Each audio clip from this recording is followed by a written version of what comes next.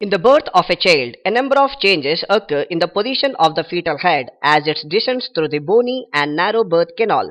These changes, called the cardinal movements of the labor, they are engagement, descent, flexion, internal rotation, extension, external rotation, and expulsion.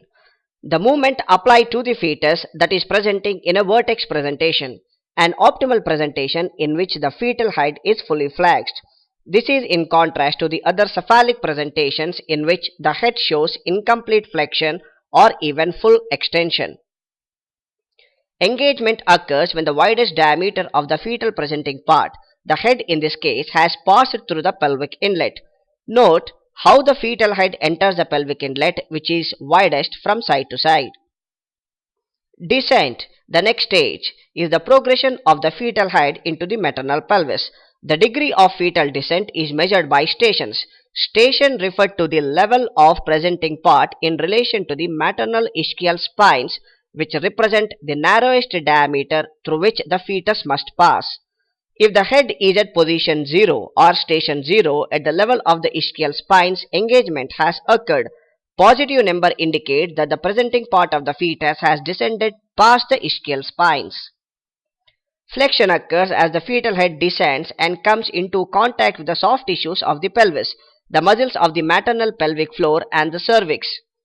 The resistance encountered with these structures causes the fetal chin to flex downwards onto the chest. This position allows the smallest fetal diameter to enter the maternal pelvis. As the fetal head continues to descend, it must rotate to accommodate changes in the width of the pelvic opening. While the pelvic inlet was widest side to side, further down the pelvic cavity is widest front to back. The next stage, extension, is underway. As the fetal head passes under the maternal symphysis pubis, it meets with the resistance from pelvic floor. The head pivots and extends with each maternal pushing effort. The head is born in extension with the face directed towards the rectum. The next stage is external rotation. After the head is delivered in the extended position, it rotates briefly towards the position it occupied earlier in the pelvic inlet, realigning the head with the long axis of the body. This movement is termed as restitution. As restitution continues, the shoulders align in the anteroposterior diameter, causing the head to continue to turn further to one side. The fetal trunk moves through the pelvis with the anterior shoulders descending first.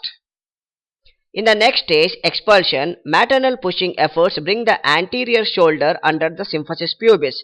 Lateral flexion of the shoulder and head occurs and the anterior then posterior shoulder appears.